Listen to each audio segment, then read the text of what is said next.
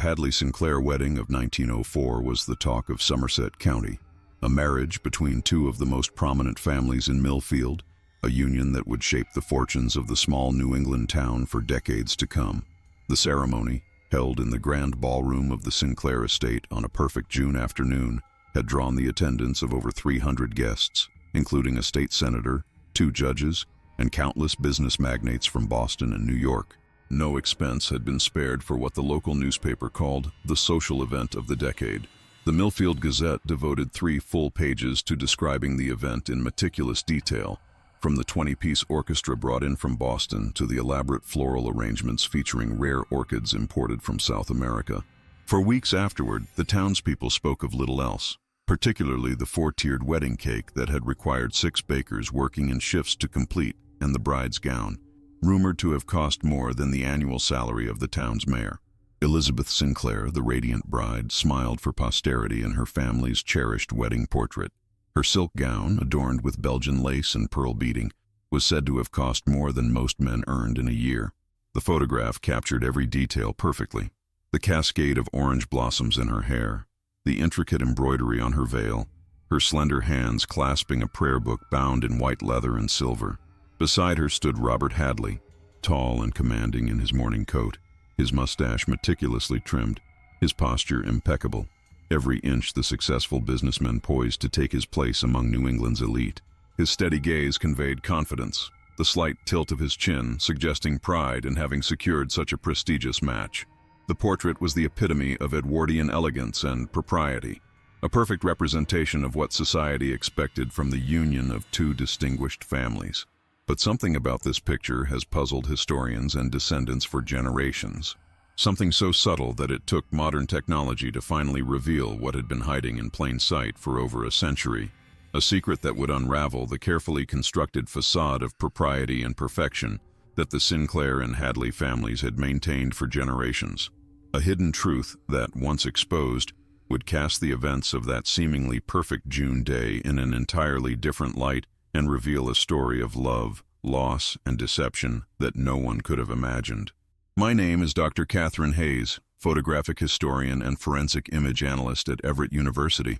What began as a routine digitization project of early 20th century photography led me down a rabbit hole I never expected, one that would unearth secrets long buried and challenge everything I thought I knew about photographic manipulation before the digital age. For 15 years, I've specialized in the authentication of historical photographs, using advanced technology to distinguish genuine images from forgeries, but nothing in my professional experience prepared me for what we discovered in the Hadley Sinclair wedding portrait.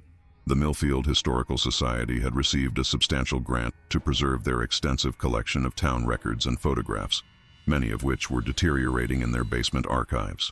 As a specialist in early photographic techniques, I was brought in to oversee the digitization of particularly delicate images, daguerreotypes from the 1850s, ambrotypes and tintypes from the Civil War era, and the earliest gelatin silver prints from the turn of the century.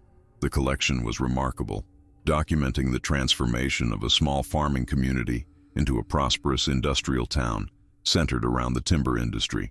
Among the photographs were portraits of the town's founding families, images of lumber mills at the height of their productivity, and social events that marked the rhythms of life in a New England community, transitioning from the Victorian era into the modern age. When our AI analysis program flagged inconsistencies in this particular wedding portrait, I dismissed it as an error. After all, photo manipulation in 1904 was primitive at best, requiring painstaking darkroom techniques few photographers had mastered. The photographic industry was still in its relative infancy. The Eastman Kodak Company had only introduced their Brownie camera 4 years earlier, democratizing photography for the masses. But professional portraiture remained a specialized art form, requiring extensive technical knowledge and expensive equipment. Most manipulations in that era were obvious and clumsy, double exposures that showed ghostly figures or crude composites where the seams between images were clearly visible. The kind of precision manipulation our AI was detecting simply shouldn't have been possible with the technology available in 1904. But the AI was persistent. It highlighted the bride's eyes, claiming they didn't belong to her original image. At first, I laughed it off. Our program was designed to detect modern Photoshop manipulations in purportedly historical images, a growing problem in auction houses and museum acquisitions. It wasn't calibrated for detecting century-old darkroom tricks, the analog precursors to today's digital alterations. The software had been developed primarily to identify modern forgeries being passed off as historical artifacts, an increasingly common problem as the value of authentic vintage photographs continued to rise in the collector's market. Occasionally, the program would generate false positives when analyzing genuine antique photos that had been physically retouched, using period techniques like hand coloring or spotting. This, I assumed, was one of those cases. "That's impossible," I told my research assistant, Marcus Chen, a doctoral candidate whose expertise in AI image analysis complemented my historical knowledge. Photographic manipulation that precise would have been extraordinarily difficult in 1904. We're talking about a time when photographers were still using glass plate negatives and contact printing. Digital precision wasn't possible. Marcus adjusted his glasses, a habit I'd noticed whenever he was about to challenge one of my assumptions. "The AI isn't making this up, Dr. Hayes. Look at the heat map showing the anomalies. The algorithm is detecting inconsistencies in the grain pattern, tonal values, and shadow direction specifically in the eye region. Someone modified this image." Marcus had designed the analysis program as part of his dissertation work, combining his background in computer science with an interest in art authentication. The program used machine learning algorithms trained on thousands of verified, authentic, and manipulated images, enabling it to identify patterns invisible to the human eye. It had proven remarkably accurate in previous tests, successfully identifying forgeries that had fooled human experts. Still, I was skeptical about this particular finding. "Let's run it again with different parameters," I suggested. "Maybe there's something unique about this photograph's chemical composition that's triggering a false positive." But as we ran more sophisticated analyses, the evidence became impossible to ignore. Elizabeth Sinclair's eyes in this photograph weren't her own. They had been meticulously copied from another photograph and grafted onto her image with remarkable skill. The techniques used to achieve this effect in 1904 would have required not just technical mastery, but innovations that photography textbooks would tell us weren't developed until decades later. It was as if someone had performed digital-level manipulation with analog tools, achieving results that shouldn't have been possible in that era. "The grain structure around the eyes shows different characteristics than the rest of the face," Marcus explained, pointing to microscopic patterns only visible under extreme digital magnification. "And look at the light reflection in the pupils. It doesn't match the catchlights in the groom's eyes or any other reflective surfaces in the image. These eyes came from a photograph taken under different lighting conditions." He switched to another analysis view, showing a color-coded map of the image's density patterns. "The software is detecting a subtle rectangular boundary around just the eyes, a telltale sign of a splice. It's incredibly well done, nearly imperceptible even under magnification, but the AI can detect the pattern disruption." "But how would someone even accomplish this in 1904? I asked, leaning closer to the screen. "The precision required. It's beyond anything I've seen from that period." "That," Marcus said with a hint of excitement, "is what makes this so fascinating. The question that kept me awake at night wasn't just how this was accomplished with the limited technology of the era, it was why. Why would someone go to such extraordinary lengths to replace a bride's eyes in her wedding portrait? What possible purpose could such a specific manipulation serve? And who possessed both the technical skill and the motivation to perform such a task?" The photograph was not merely a historical artifact. It was now a mystery demanding to be solved, a puzzle whose solution might rewrite our understanding of early photographic history. Little did I know that answering these questions would lead me to uncover a tale of obsession, artistry, and forbidden love that had remained hidden for over a century, a tale that would challenge everything historians thought they knew about photographic techniques in the early 20th century and the social constraints that shaped the lives of women in that era. What began as a technical anomaly would soon reveal itself as the thread that, when pulled, would unravel a complex web of human relationships, ambitions, and tragedies long forgotten by history. It began when we discovered that the wedding portrait had been taken by a photographer named Ambrose Wellington.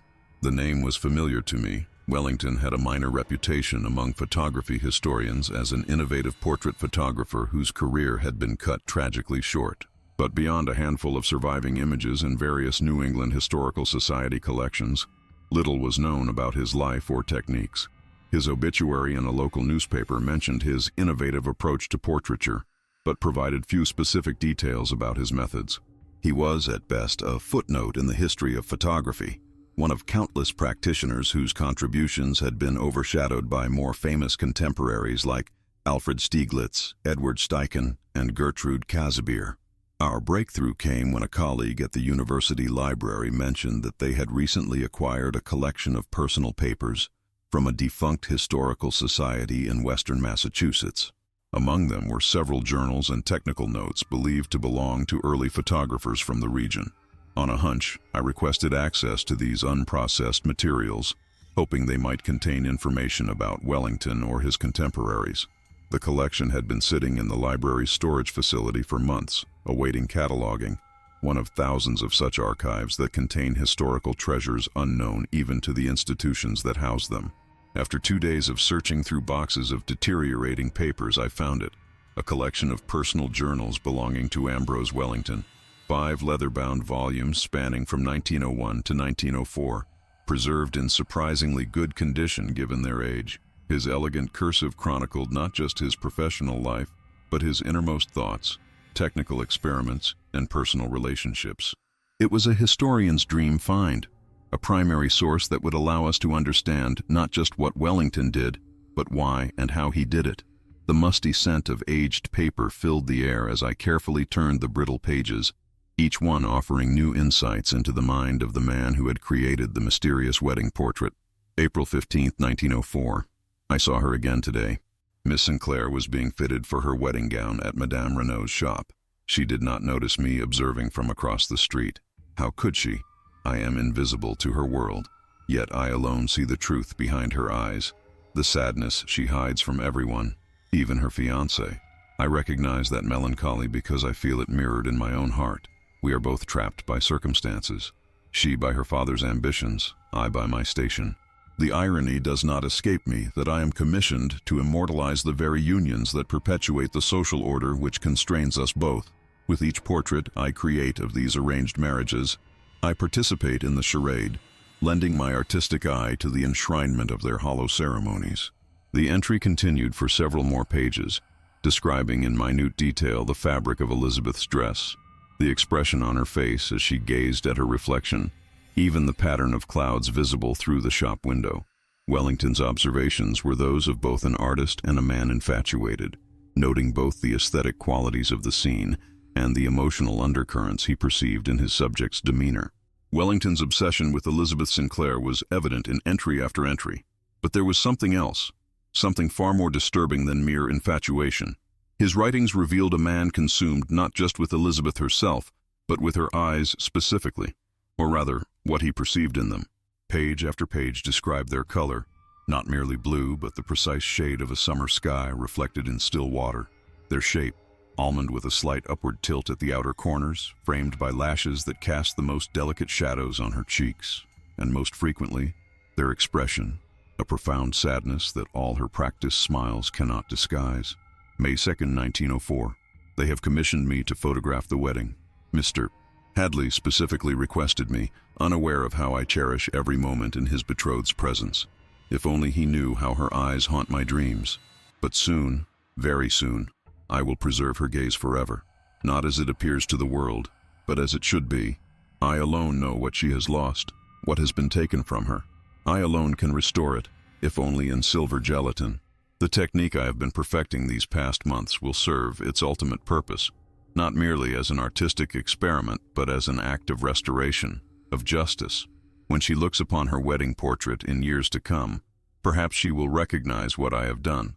Perhaps she will understand that someone saw her true self, not the role she has been forced to play. The more I read, the clearer it became that Wellington wasn't simply a wedding photographer. He was a man possessed by a vision of Elizabeth Sinclair that existed only in his mind. His technical notes, interspersed throughout the personal entries, detailed experiments with double exposure techniques, mask work in the darkroom, and methods for transferring portions of one negative onto another, techniques far beyond standard practices of the era. He described constructing special equipment for precise alignment of glass plate negatives, formulas for chemical solutions that would allow selective development of different areas of a print, and mathematical calculations for compensating for differences in exposure between source images. The level of technical sophistication was astonishing for the period. "This level of technical innovation is remarkable," I told Marcus as we carefully photographed each page of the journals. If Wellington was really doing what these notes suggest, he was at least 20 years ahead of his contemporaries. Some of these techniques weren't supposed to be developed until the 1920s. Marcus nodded, studying a page of chemical formulas. "It's like finding notes on color photography from the 1850s, or digital imaging concepts from the 1950s. This completely changes the timeline of photographic manipulation techniques." But as fascinating as the technical aspects were, it was Wellington's personal story that truly captivated us. Through his journals, we began to construct a portrait of the man behind the camera and his connection to the Sinclair family. Ambrose Wellington was considered something of a prodigy in photographic circles of early 20th century New England. At just 32, he had established himself as the premier portrait photographer for the elite families of Millfield and beyond. His studio on Main Street boasted the most advanced equipment of the era: a German-made Zeiss lens that cost a small fortune, a custom-built camera with bellows that extended to twice the standard length, and a darkroom equipped with innovations of his own design. He had studied briefly with a renowned photographer in New York before returning to Millfield to establish his own studio, bringing with him techniques and aesthetic sensibilities that set his work apart from that of provincial competitors. The studio itself was a masterpiece of design, calculated to impress his wealthy clientele. The reception area featured velvet chairs, oriental carpets, and walls adorned with his finest portrait work. Behind this public space lay his camera room, equipped with elaborate backdrop canvases, reflectors of polished silver, and an ingenious system of skylights and movable blinds that allowed him to control natural light with unprecedented precision. Every detail was designed to convey professionalism and artistic sensibility to his upper-class clients. The interior was featured in a 1902 issue of Modern Photography as an example of the ideal portrait studio, combining technical functionality with elegant aesthetics that would put even the most nervous sitter at ease. He was known for capturing something in his subjects that other photographers couldn't: a certain essence, a spark of vitality that made his portraits seem almost alive. The Boston Herald had once described his work as possessing an almost supernatural quality, as though Mr. Wellington's camera can see beyond the surface to the very soul of his subjects. What no one realized was that Wellington had developed techniques of photographic manipulation far beyond what was thought possible at the time. While his competitors were still creating straightforward portraits, Wellington was secretly experimenting with ways to alter and enhance his images, seeking to capture not just how his subjects looked, but how he perceived them, or how he believed they ought to be perceived. In an era when composite photography involved physically cutting and pasting negatives together, Wellington had pioneered methods to seamlessly blend images at the negative stage, techniques that wouldn't become standard practice for decades. His darkroom, which he allowed no one else to enter, contained not only the standard equipment of the era, developing trays, chemical bottles, and drying racks, but also custom-built devices of his own invention, including a specialized enlarger that allowed for unprecedented precision in manipulating portions of an image. He had developed special masks made of thin metal that could be positioned over portions of a negative during exposure, allowing different areas to receive different amounts of light. He had experimented with various chemical formulations that could selectively enhance or suppress certain tonal values in a print. And most remarkably, he had created a system for precise registration of multiple negatives, allowing him to combine elements from different photographs with an accuracy that wouldn't be widely achievable until the development of photomechanical processes decades later. But his technical brilliance masked a troubled mind. Wellington had grown up in poverty, the son of the Sinclair family's groundskeeper. His father, Thomas Wellington, had maintained the extensive gardens of Sinclair Manor for nearly 30 years, living with his family in a small cottage at the edge of the estate. Young Ambrose had spent his childhood observing the wealthy families of Millfield from a distance, developing a fascination with their world that bordered on obsession. And no one fascinated him more than the Sinclair daughters, especially Elizabeth, the elder of the two. From his position on the margins of their world, Wellington had observed the Sinclair family dynamics with the eye of both an outsider and an artist, seeing patterns and tensions invisible to those within their social circle. He had watched her grow from a carefree child into a poised young woman, always from the shadows, always unnoticed. His initial interest in photography had been sparked by a discarded camera given to him by James Sinclair himself, an outdated model replaced by newer technology, deemed worthless to its wealthy owner, but a treasure to the 12-year-old son of a gardener. This unexpected gift had changed the course of young Wellington's life, opening his eyes to the possibility of capturing and preserving moments of beauty that would otherwise be lost to time. He had taken his first photograph of Elizabeth when she was 14, secretly using the camera to capture her reading in the garden. The image had been technically flawed but had awakened in him a desire to perfect his craft, to create images worthy of his subjects. Especially this girl who moved through life seemingly unaware of how the sunlight caught in her hair, or how her expressions revealed thoughts she never spoke aloud. Wellington had taught himself the basics of photography through trial and error, spending his meager savings on glass plates and chemicals. His natural talent had eventually earned him an apprenticeship with an established photographer in Boston, and his technical innovations had later secured his reputation among the wealthy families seeking the most modern and flattering portraits money could buy. His talent with photography had been his ticket into homes he would never have been welcomed in otherwise. Behind his camera, he was invisible, a servant of sorts, but one with the power to capture and keep what he observed. The irony was not lost on him, that his very invisibility to the upper class had allowed him to develop an eye that could see them more clearly than they saw themselves. Wellington's journals suggest that he developed an unhealthy fixation on Elizabeth, I explained to Marcus as we pored over the documents. But that doesn't explain why he would replace her eyes in the photograph. If anything, you'd think he'd want to preserve them exactly as they were.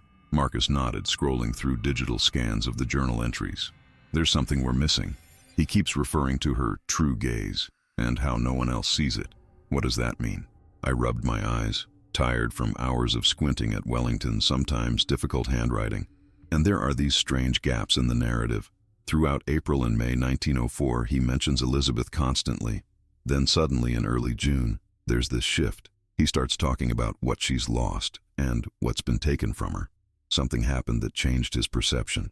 Here, Marcus said, pointing to an entry from early June. He mentions the light in her eyes extinguished by grief, and later, eyes that once mirrored her sister's now empty of that spark. There's clearly a reference to another person here, a sister. We need to find out more about Elizabeth Sinclair herself. All we have so far is Wellington's perspective, and it's clearly distorted by his obsession.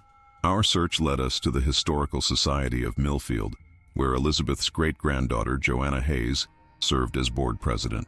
When I called to inquire about family records, I was surprised by her immediate interest in our research. "The Hadley Sinclair wedding portrait," she said, her voice rising with excitement. "You have no idea how long I've waited for someone to take an interest in that photograph. There's something not right about it, something my family has whispered about for generations." Joanna Hayes lived in what had once been the carriage house of the original Sinclair estate. The main mansion had been demolished in the 1960s to make way for a subdivision, but the carriage house had been preserved and converted into an elegant residence that still contained many of the family's original furnishings and papers. The structure retained much of its original architectural character.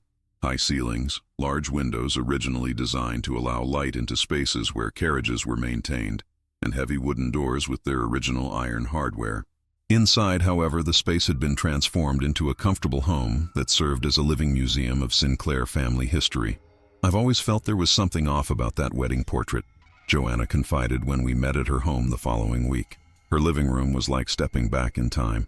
Victorian furniture, oil paintings in gilded frames, and glass-fronted bookcases filled with leather-bound volumes.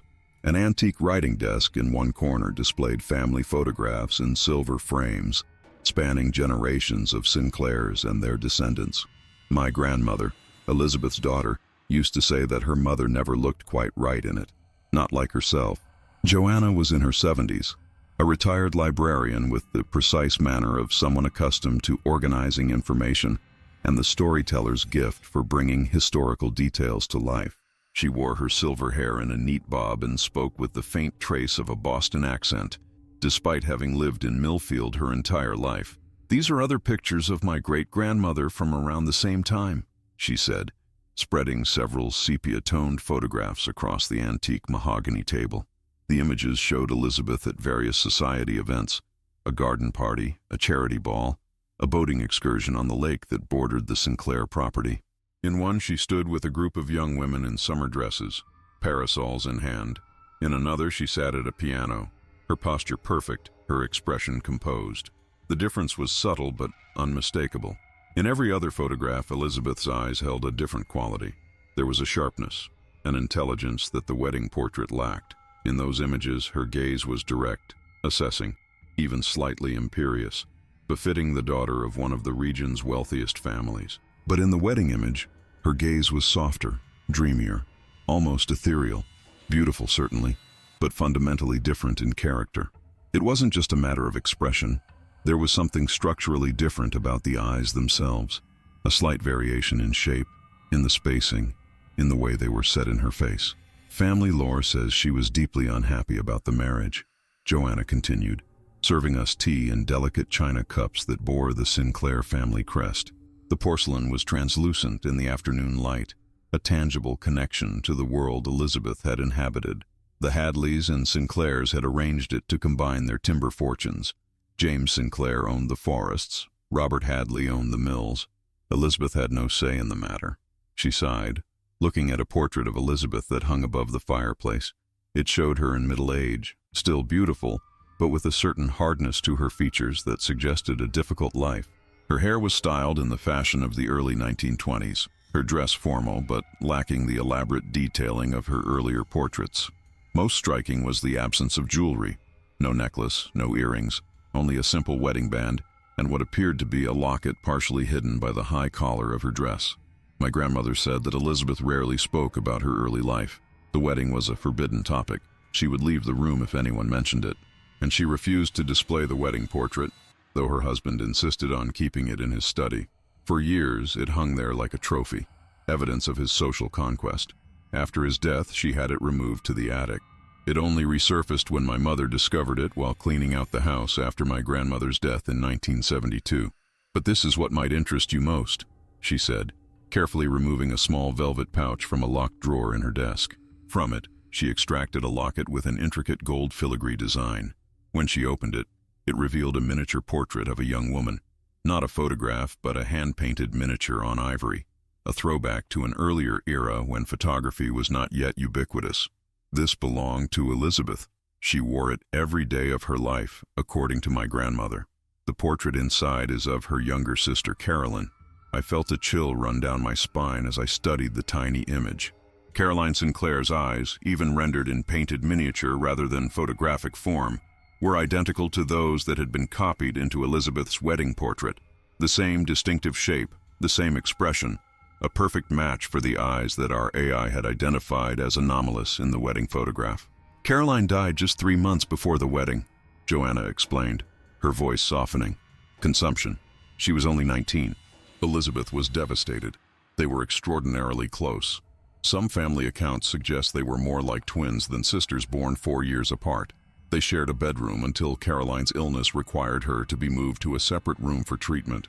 They had their own secret language, their own private jokes. My grandmother said they could communicate with just a glance, each knowing exactly what the other was thinking. Elizabeth nearly called off the wedding after Caroline's death, but the contracts had been signed, and her father wouldn't permit it. The merger of the timber businesses was too important to the family fortune. Caroline's death isn't mentioned in any of the newspaper accounts of the wedding," Joanna continued. "That would have been considered inappropriate. Suggesting the family was in mourning would have cast a shadow over the celebration. But according to this family Bible, Caroline died on March 17, 1904. The wedding was held on June 25th, barely enough time for the official mourning period to conclude. She showed us the Bible entry, a small neat notation in faded ink recording Caroline's birth in 1885 and her death 19 years later. Below it, someone had added a quotation, "The Lord gave, and the Lord hath taken away." The stark simplicity of the entry belied the emotional devastation her death must have caused. Armed with this new information, we re-examined the wedding portrait using our most sophisticated imaging software. The AI comparison confirmed it beyond any doubt. The eyes in Elizabeth's wedding portrait were indeed copied from an image of her deceased sister. The technical achievement was remarkable by any standard, but especially for 1904.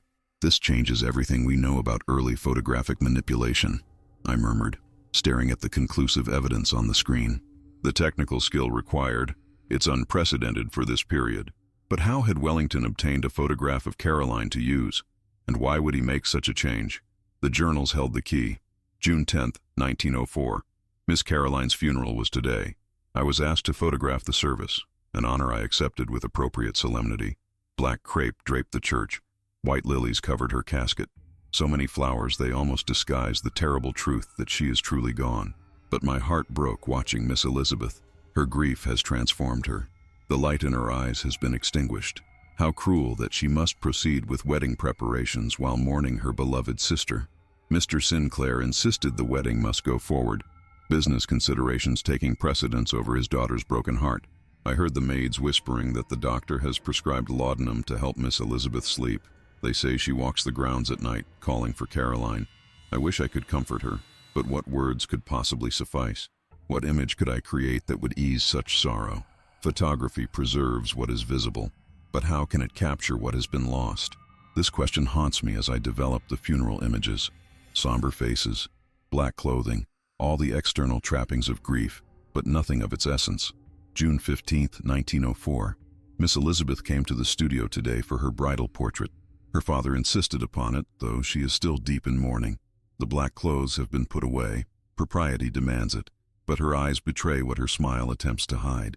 She was listless, following my positioning instructions mechanically. When I showed her the test plates, she barely glanced at them. "They will do," she said, as though we were discussing the weather rather than images meant to commemorate the happiest day of her life. As we finished, I made a decision that could end my career if discovered.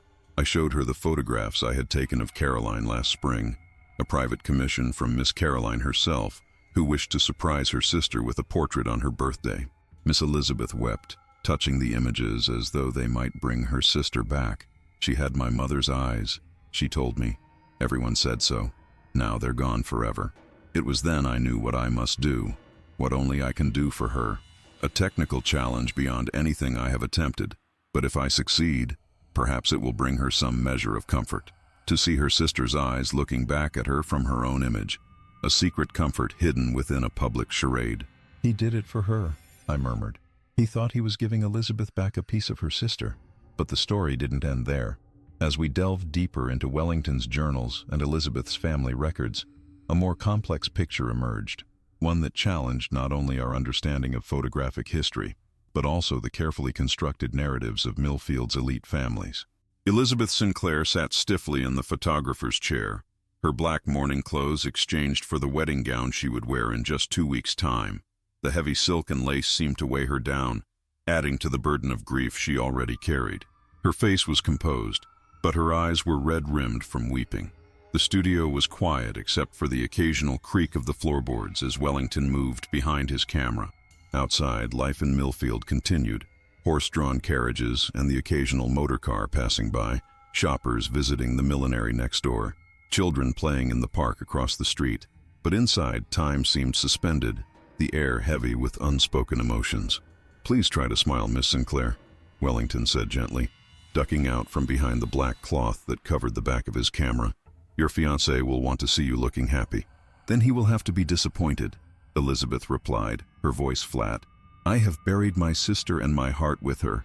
I have nothing left to give him but my name and my father's money." Wellington lowered his camera, hesitating. He was overstepping his place, he knew, but something compelled him to speak. "Forgive me for speaking out of turn, Miss Sinclair, but must you go through with this marriage? Surely even your father would understand if you requested a postponement after such a loss." Elizabeth looked up, surprised by his boldness. For a moment, her composed facade cracked, revealing the raw pain beneath. "You sound like Caroline.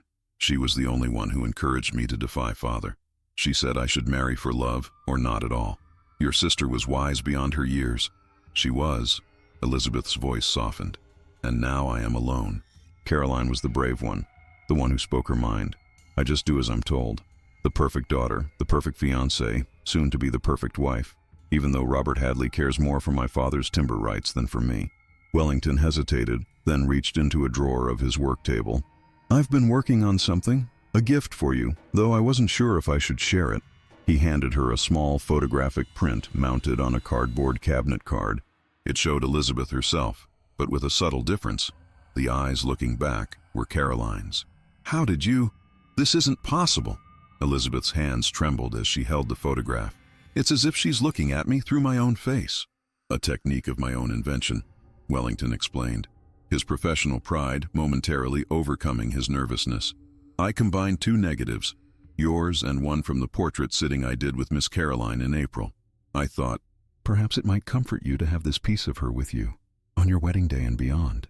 Tears filled Elizabeth's eyes as she stared at the image. "You've given her back to me. No one need ever know," Wellington said quietly. "But you would see her every time you looked at your wedding portrait. Caroline would be with you in a way." Elizabeth clutched the photograph to her chest. "Yes," she whispered.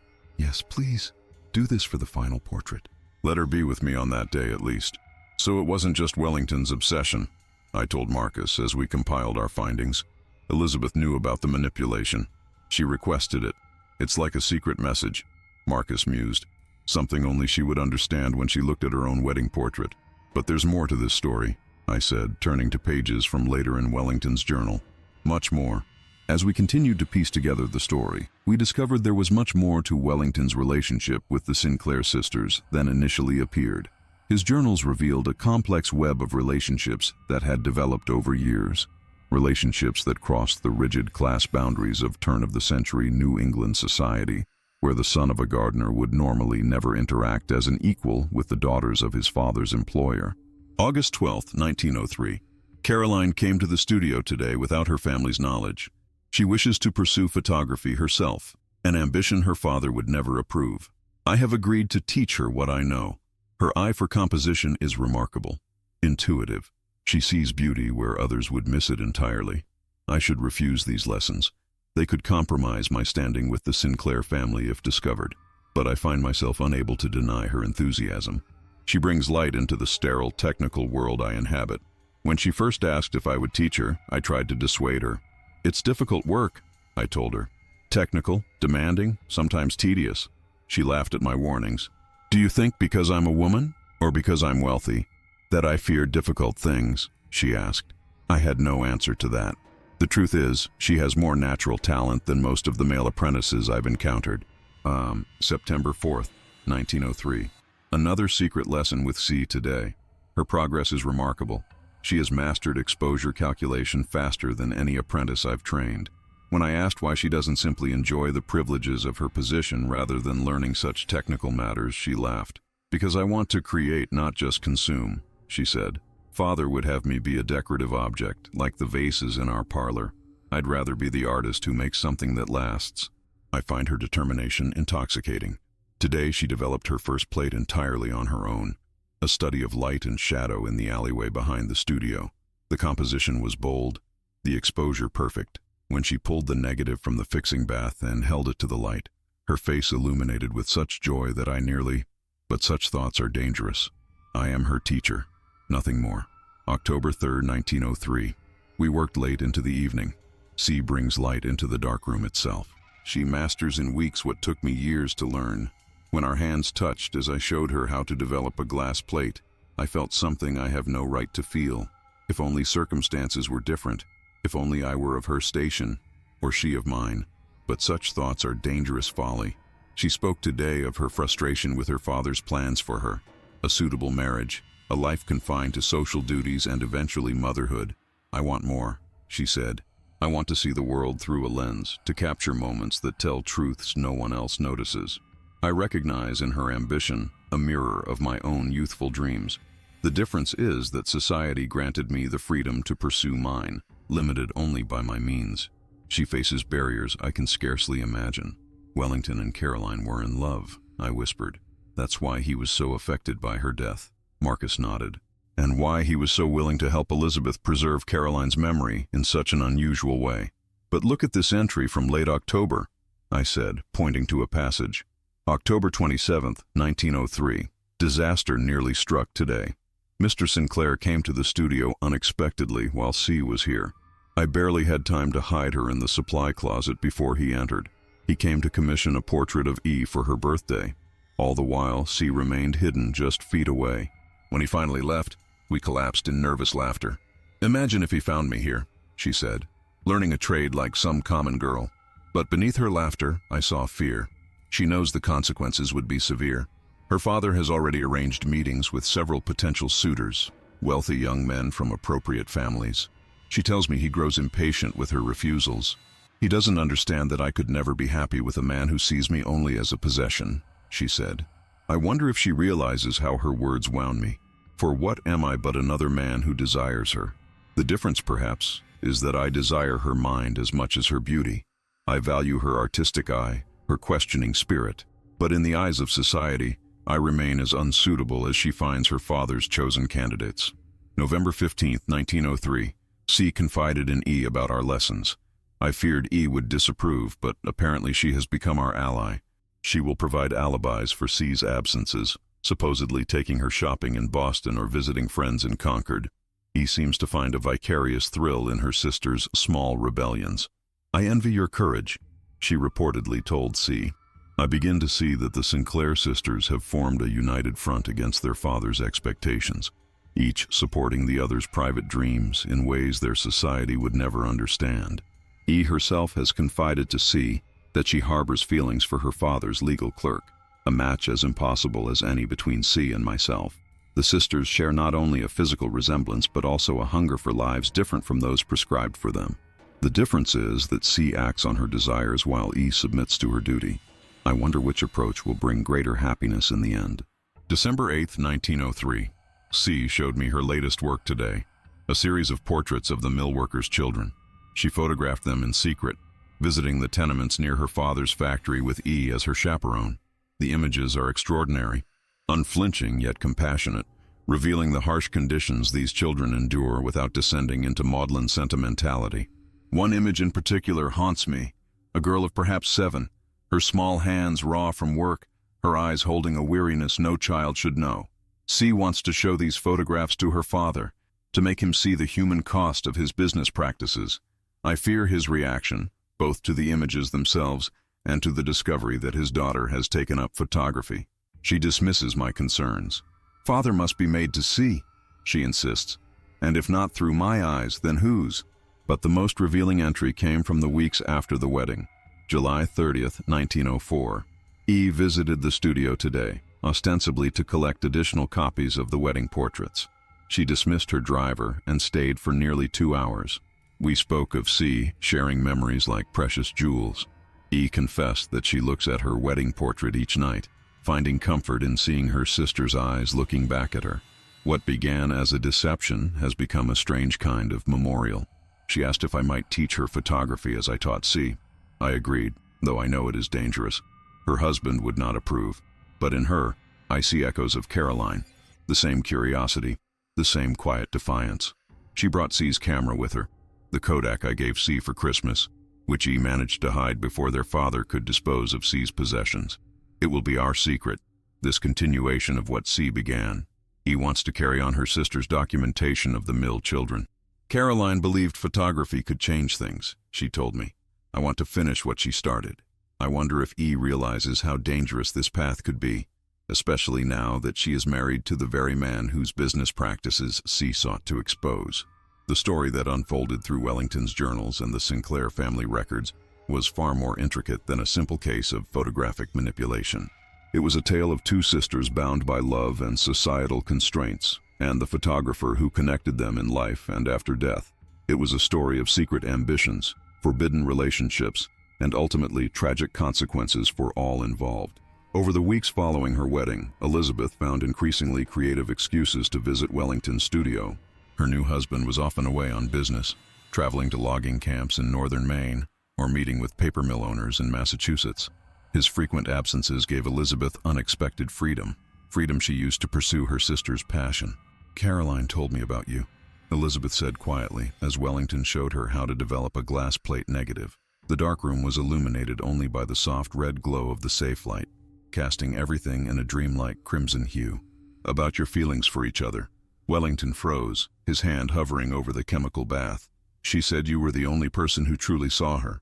Elizabeth continued, not as a Sinclair daughter, not as a future wife for some advantageous match, just as herself. I loved her, Wellington admitted, his voice barely audible over the ticking of the darkroom clock. Though I never spoke the words to her, it would have been inappropriate. Yes, Elizabeth agreed, as inappropriate as my feelings for James Cooper, my father's legal clerk. Another match that could never be. Wellington looked up, surprised by her candor. Caroline was the brave one, Elizabeth said, watching as the image slowly appeared on the glass plate. She would have found a way to be with you, conventions be damned. I wish I had her courage. Perhaps you do, Wellington replied. You're here, aren't you? Learning what society says you shouldn't. Elizabeth smiled, a genuine smile that rarely appeared in public. Yes, I suppose I am. Over the months that followed, Elizabeth became Wellington's student and friend. He taught her everything he knew about photography, including his revolutionary techniques for negative manipulation. Her natural talent, perhaps inherited from the same source as Caroline's, allowed her to progress quickly from basic principles to more advanced techniques. She absorbed his lessons with an intensity born of both grief and purpose. Each new skill mastered was a connection to her lost sister. Each image created a testament to Caroline's memory. What began as weekly lessons soon became a cover for something else, a means for Elizabeth to escape her increasingly unhappy marriage. Robert Hadley had proven to be cold and controlling, interested in Elizabeth only as a possession, a symbol of his social ascendance. His timber fortune had bought him a Sinclair bride, and he treated her with the same calculating evaluation he applied to business acquisitions. In their 3 months of marriage, he had already made it clear that her only duties were to manage the household staff efficiently and to appear appropriately adorned at social functions where her presence could advance his business interests. Any intellectual or artistic pursuits were discouraged as distractions from her proper role. In Wellington's studio, surrounded by chemical smells and soft red light, Elizabeth found freedom, and eventually, something else. Caroline would hate me for this, Elizabeth whispered one evening as Wellington stood too close, helping her adjust the focus on an enlarger. The air between them seemed charged with electricity, a tension that had been building for weeks. For what? He asked, though they both knew. For falling in love with the man she loved. For betraying Robert, regardless of how little our marriage means to either of us. For all of it. Wellington stepped back, creating distance between them.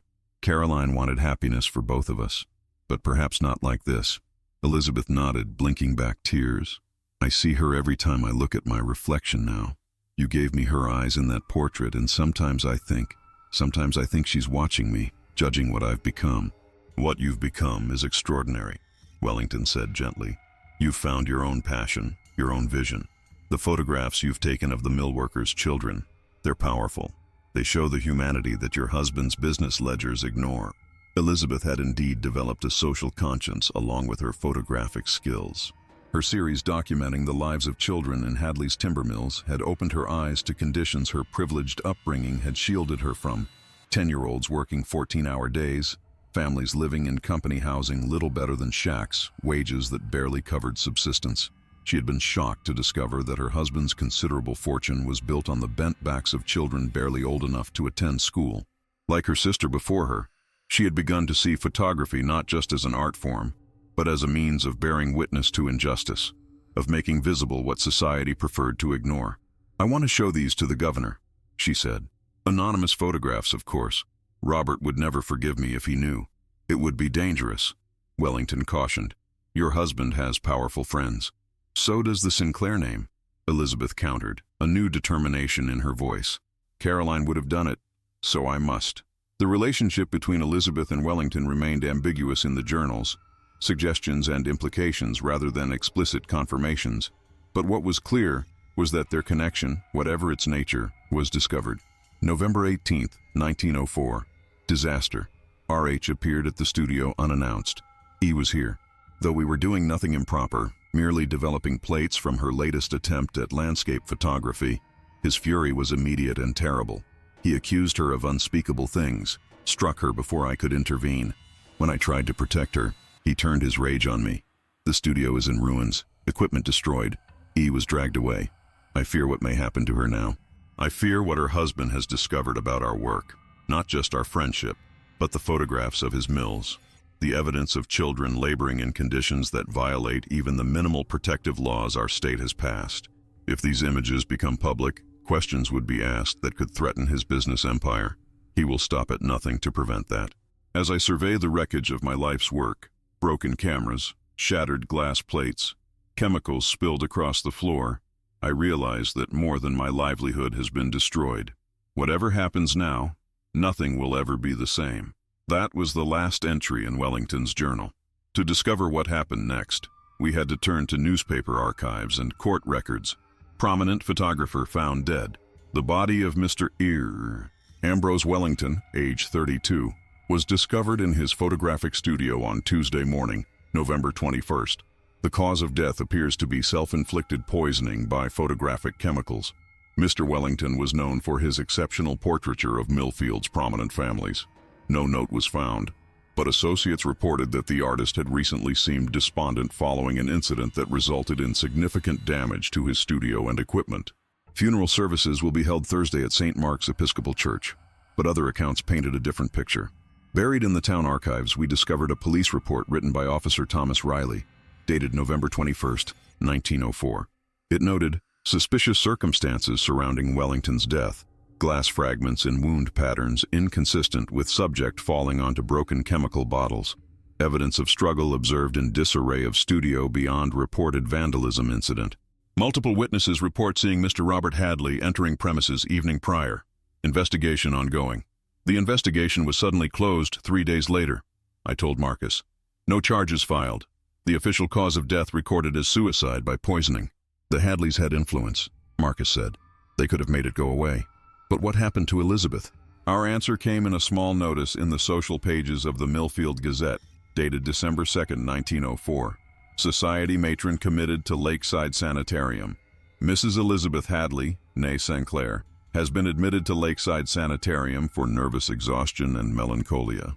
Her husband, Mr. Robert Hadley, expressed deepest concern for his wife's fragile condition and hopes for her swift recovery under the care of the esteemed Dr. William Blackwood. Mrs.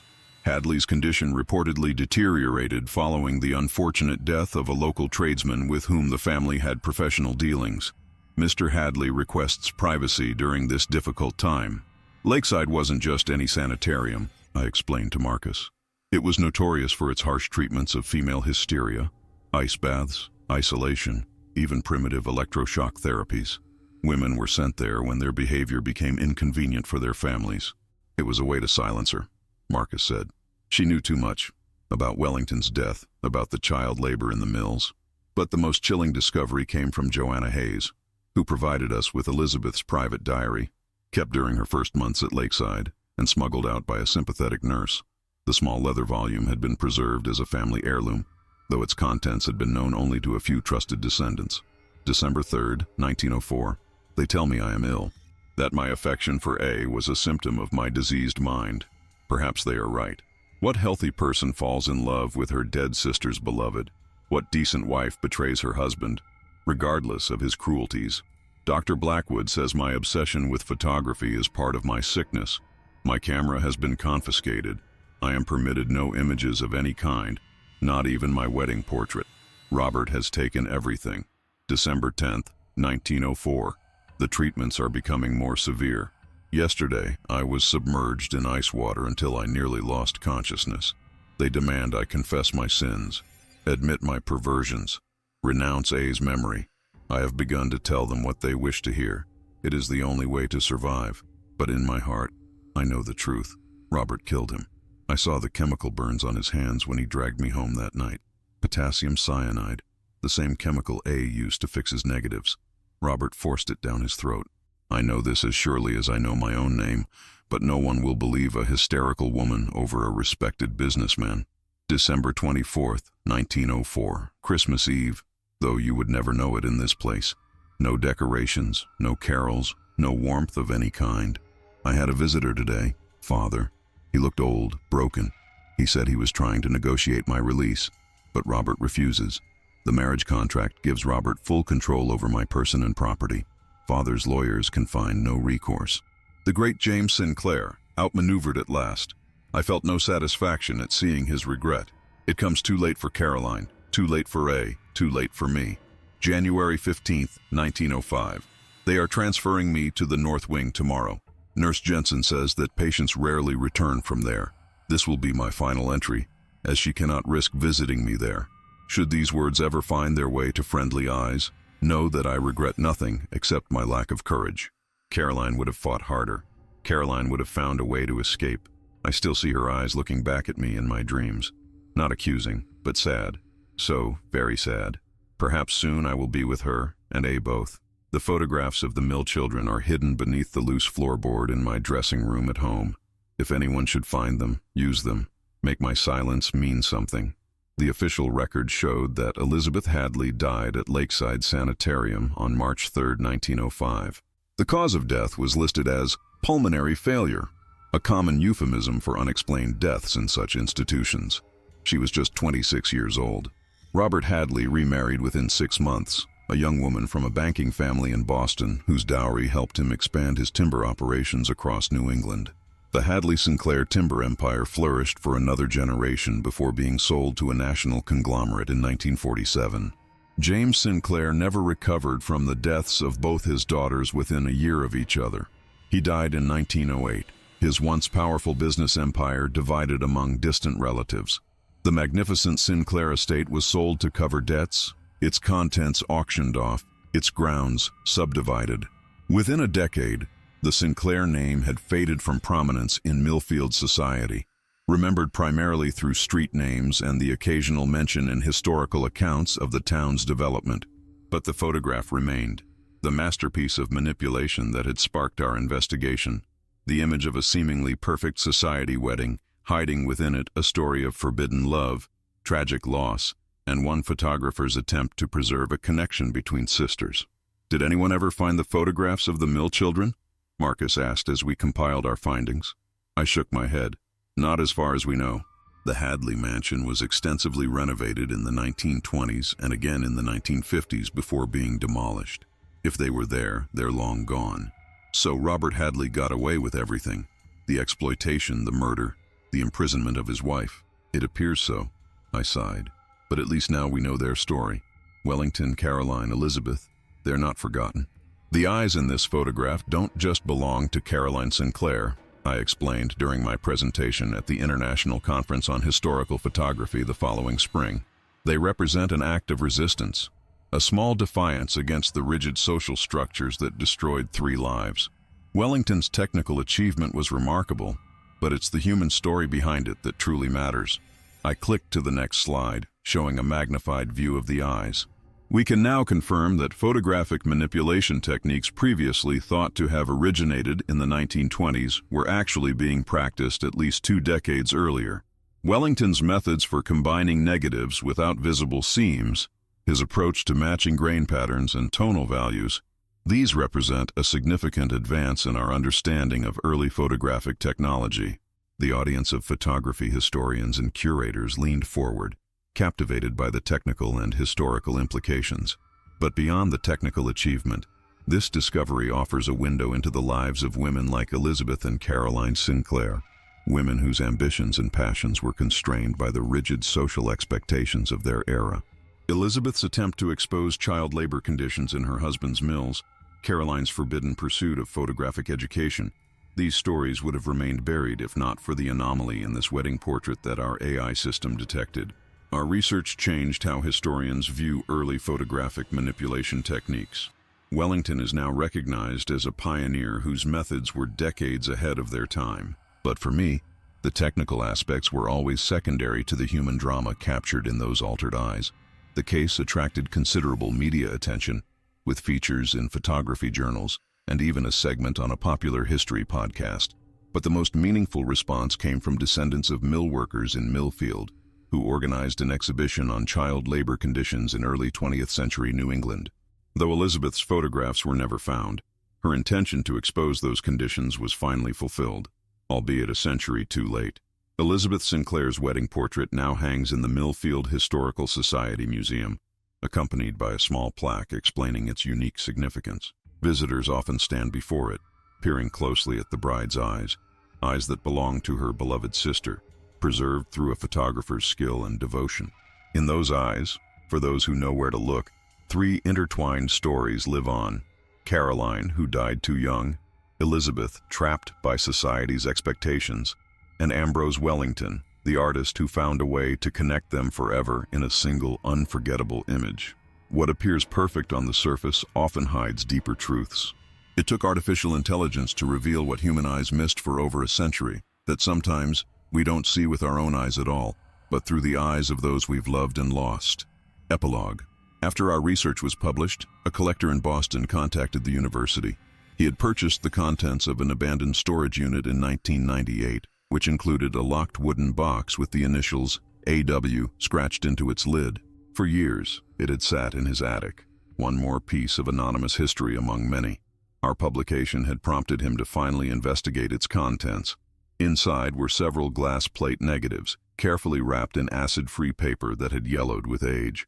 Most were damaged beyond recovery, but one remained intact, a portrait of Caroline Sinclair, taken approximately 6 months before her death. She stands beside a camera on a tripod, her hand resting confidently on its wooden frame. Her posture is not that of a subject but of a photographer, assured, professional, proud. Her expression is serious, but there's a hint of excitement in her eyes, the same eyes that would later be copied into her sister's wedding portrait. Scrawled on the paper wrapping, in what we now recognize as Wellington's handwriting, were the words, "My student, my love, the true artist between us." But the most remarkable discovery lay beneath the glass plates. A small envelope contained 3 previously unknown photographs, images of child workers in what appeared to be a lumber mill. Each bore a tiny inscription on the back, ESH 1904, Elizabeth's missing photographs, the evidence she had risked everything to gather. For over a century, they had lain hidden, preserved by Wellington before his death, a testimony to Elizabeth's courage and compassion. These discoveries changed our understanding of the relationship between Wellington and the Sinclair sisters. Caroline wasn't just his muse or secret love, she was his protégé, perhaps even his collaborator. The techniques Wellington used to transpose her eyes into Elizabeth's portrait may have been developed alongside Caroline herself, and Elizabeth was more than a grieving sister or Wellington's student after Caroline's death. She was a pioneering social documentarian whose work, had it been published in her lifetime, might have transformed conditions for child laborers decades before reform legislation was eventually passed. The photographs have now been donated to the Millfield Historical Society, where they are displayed alongside the wedding portrait, visual testimony to the true legacy of the Sinclair sisters. 2 sisters, 1 photographer, 3 lives connected across time by a single gaze. And now, thanks to technology their era could never have imagined, their story has finally come to light. In the end, perhaps that's what photography has always promised us, a kind of immortality, a way to look back at us long after we're gone. In Caroline's case, she found that immortality not through her own image, but through her sister's eyes, preserved in a wedding portrait that continues to watch us, even now. Sometimes the most important parts of history are hidden in plain sight. We just need to know how to look for them, and more importantly, how to really see. The wedding photograph displayed at the museum now draws visitors from around the world, many of them photographers and historians eager to witness Wellington's technical achievement firsthand. But many others come simply to stand before the image of Elizabeth Sinclair and look into her borrowed eyes, eyes that tell a story of sisterhood, sacrifice, and secrets long buried beneath the polished surface of history. And in a quiet corner of the Millfield Cemetery, where Caroline and Elizabeth lie buried side by side, reunited in death as they were separated in life, visitors sometimes leave small tokens of remembrance. Not flowers, but something more fitting for their story. Photographic prints, camera parts, strips of film, tributes to 2 sisters who dared to see the world differently, and to the man who helped preserve their vision. I often find myself returning to that cemetery when I visit Millfield for research. Standing before their shared headstone, I think about how a simple anomaly detected by an AI program led to the recovery of 3 forgotten lives, lives that might have remained hidden forever if technology hadn't allowed us to look more deeply, to see what wasn't immediately visible. The story of Elizabeth, Caroline, and Ambrose reminds us that every photograph contains multitudes, not just what is captured in the frame, but the unseen circumstances of its creation. The hands that held the camera, the eyes that determined the composition, the lives that intersected in that frozen moment. In the case of the Hadley Sinclair wedding portrait, those eyes tell us everything. They speak of love and loss, of secrets and sacrifices, of the lengths to which people will go to preserve what matters most to them.